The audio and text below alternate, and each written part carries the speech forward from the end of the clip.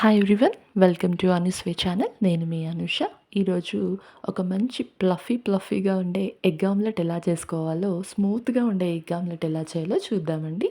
Ingredients: కారం 1 table spoon, red chilli powder అండి, తర్వాత సాల్ట్ రుచికి సరిపడినంతగా, నెక్స్ట్ పసుపు 1 table spoon, next garam masala 1 table spoon, తర్వాత ధనియా పౌడర్ అండి హోమ్ మేడ్ 1 టేబుల్ స్పూన్, తర్వాత చాప్ చేసినటువంటి ఆనియన్స్, కర్రీ లీవ్స్, ఇవన్నీ మనం యాడ్ చేసేసుకోవాలి. గార్లిక్ కూడా యాడ్ చేశానండి, నేను ఇక్కడ చిన్నగా చాప్ చేసుకున్నాను.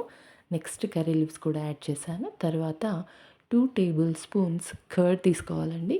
కర్డ్ వేస్తే మంచి టేస్ట్ వస్తుంది, సాఫ్ట్నెస్ ఉంటుంది ఆమ్లెట్లో. ఇక్కడ నేను 2 టేబుల్ స్పూన్స్ తీసుకున్నాను.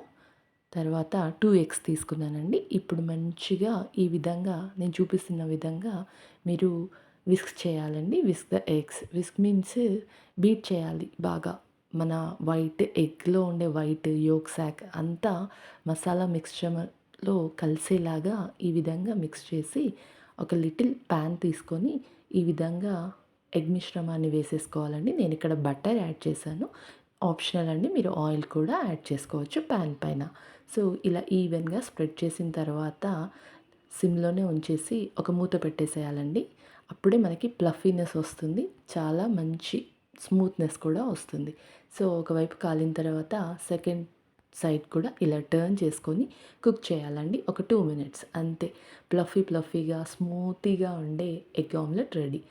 ఆమ్లెట్ ఎవరైనా వేస్తారు, కానీ ఇలా ప్లఫీనెస్తో స్మూత్నెస్తో ఉండే ఆమ్లెట్ చేయాలంటే కొంచెం టెక్నిక్స్ యూస్ చేయాలి.